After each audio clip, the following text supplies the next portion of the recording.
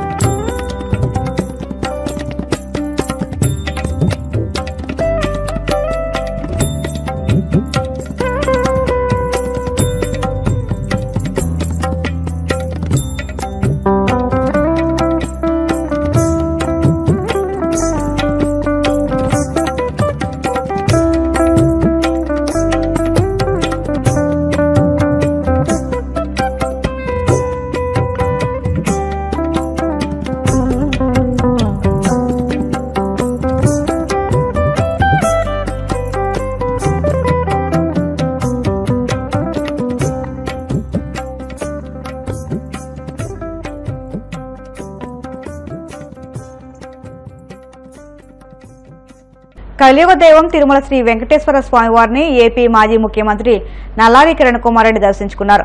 VIP ప్రారంభ విరామ దర్శన సమయంలో కుటుంబ సభ్యులతో కలిసి స్వామివారి సేవలో పాల్గొని మొక్కులు చెల్లించుకున్నారు. దర్శనానంతరం వీరికి రంగనాయకుల మండపంలో వేద పండితులు వ్యాసవచనం అందించగా ఆలయ అధికారులు స్వామివారి తీర్థప్రసాదాలు అందజేసి పట్టు వస్త్రంతో సత్కరించారు.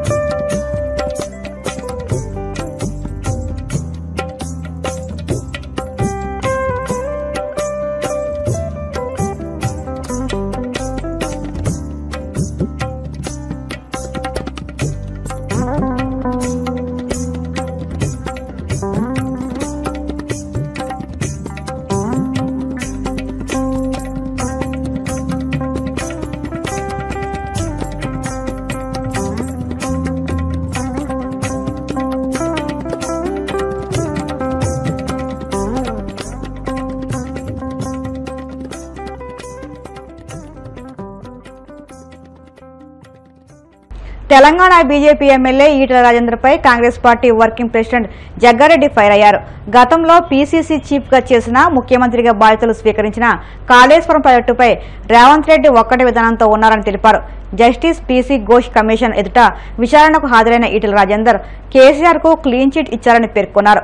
ఈటల స్టేట్మెంట్ ను బీజేపీ రాష్ట్ర అధ్యక్షుడు కిషన్ రెడ్డి సమర్థిస్తారా లేక వ్యతిరేకిస్తారా జవాబు చెప్పాలని డిమాండ్ చేశారు.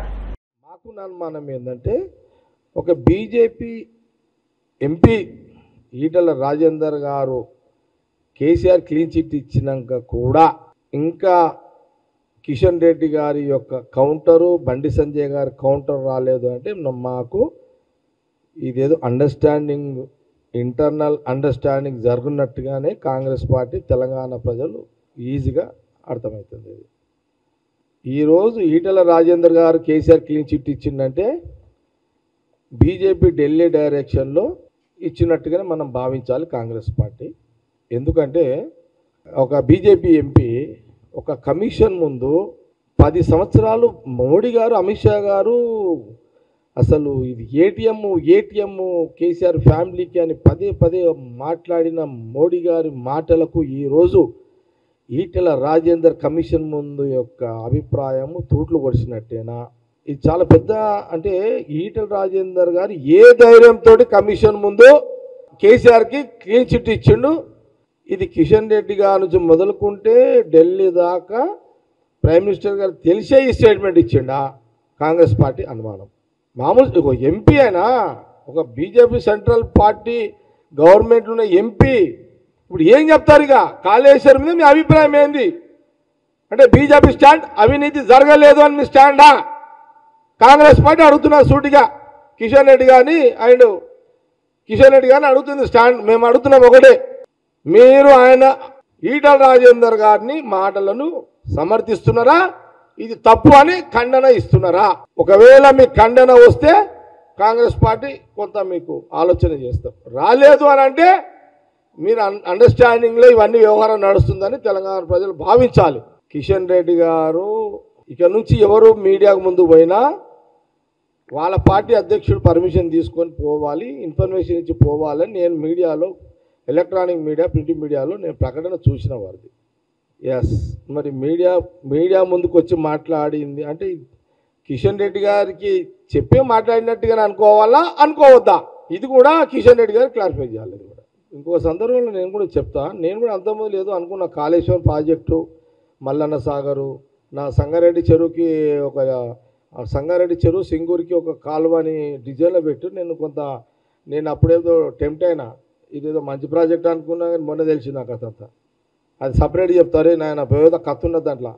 మనం ఇల్లు నేనైనా నువ్వైనా ఇల్లు కట్టుకుంటాం కదా. నేను ఒక్కటి అడుగుతాను, మిమ్మల్ని అడుగుతున్నా, మీడియా వాళ్ళని అడుగుతున్నా ప్రశ్న. మనం ఇల్లు కట్టుకుంటే మోరీ హైట్ కడతామా, డౌన్లో కడతామా? నేను ఎక్సెప్ట్లో చెప్తాను మీకు. కథ చాలా విచిత్రమైన సంఘటన చూసాను నేనైతే. నేను 15 నెలల నుంచి ఉత్తమ్ కుమార్ రెడ్డి గారు ఏమో పడుతున్నా, మహబూబ్ సాగర్ ఎక్కడ వాయే, దానికి చెరువు నింపుదాం, నీళ్ళు ఎక్కడ వాయే, కాళేశ్వరం ఎక్కడ వాయే, మీ అధికారులు ఏం చేస్తున్నారో, నిద్రపోతున్నారని నాకు తిక్కలుగా అడుగుతున్నా. అసలు కథ తెలిసింది మొన్న. ప్రజల పైసలు, ప్రజల సొమ్ము, కేసీఆర్ జాగీర్ కాదు, నా జాగీర్ కాదు, ఎవరి జాగీర్ కాదు, పైసలు ఇవి మన పాకెట్ పైసలు కావు, ఇవి పబ్లిక్ పైసలు. మిస్యూజ్ అయిపోతున్నాయి, మిస్యూజ్ అయినాయి, ఇంకా అవుతున్నాయి, ఇంకా కావద్దు అనేది. ఎందుకంటే కాంగ్రెస్ పార్టీలో ఆ రకమైనటువంటి ప్రోత్సాహం ఉండదు. కాంగ్రెస్ గవర్నమెంట్, కాంగ్రెస్ పార్టీలో ఇట్లా దోసుకొని తినే యొక్క ప్రోత్సాహం ఎవరు కూడా చెయ్యరు. అది రాహుల్ గాంధీ గారి ఈ కాంగ్రెస్ పార్టీలో అలాంటి అవకాశాలు ఉండవు ఇదంతా. కాబట్టి ఇప్పుడు సమస్య అంతా ఏంటంటే, ఈటల రాజేందర్ బీజేపీ బీఆర్ఎస్, ఆయన బీజేపీ లీడరా బీఆర్ఎస్ లీడరా? ఈ క్లీన్ చిట్ ఇచ్చిన దానికి కిషన్ రెడ్డి గారే చేయాలి. మీ ఎంపీ అంటావా, మీ బీజేపీ ఎంపీ అంటావా? మరి ఆయన క్లియరెన్స్ ఇచ్చిండు, దీనికి నువ్వు ఏం చెప్తావు? మచ్చలేని వ్యక్తి మీనాక్షి నటరాజన్ను పార్టీ ఇన్ఛార్జిగా నియమించడం శుభసూచకమని టీపీసీసీ అధ్యక్షుడు మహేష్ కుమార్ గౌడ్ అన్నారు. హైదరాబాద్లోని గాంధీ భవన్లో ఆయన మీడియాతో మాట్లాడుతూ పార్టీ బలోపేతం, గ్రామ బూత్ స్థాయిలో నిర్మాణం, సంక్షేమ పథకాల ప్రచారం మీద దృష్టి సారించాలని సూచించారు. ఎమ్మెల్యేలు తమ పనితీరును సమీక్షించుకుని స్థానిక ఎన్నికల విజయానికి కృషి చేయాలన్నారు. వార్తలు ముగించే ముందు ముఖ్యాంశాలు మరొక్కసారి. జగన్ పాలనలో రెవెన్యూ వ్యవస్థను భ్రష్టు పట్టించాలన్న మంత్రి అనగానే ఫ్రీ హోల్డ్ భూములపై పేదలకు న్యాయం జరిగేలా నిర్ణయం తీసుకుంటున్నట్లు వెల్లడి.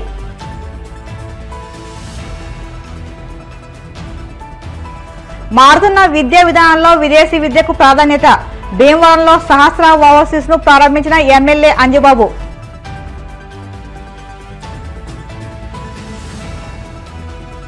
రాష్ట్రంలో రక్షించాల్సిన వ్యవస్థలే నైతికతను కోల్పోతున్నాయి. వైసీపీ మాజీ ఎమ్మెల్యే చెవిరెడ్డి భాస్కర్ రెడ్డి విమర్శలు.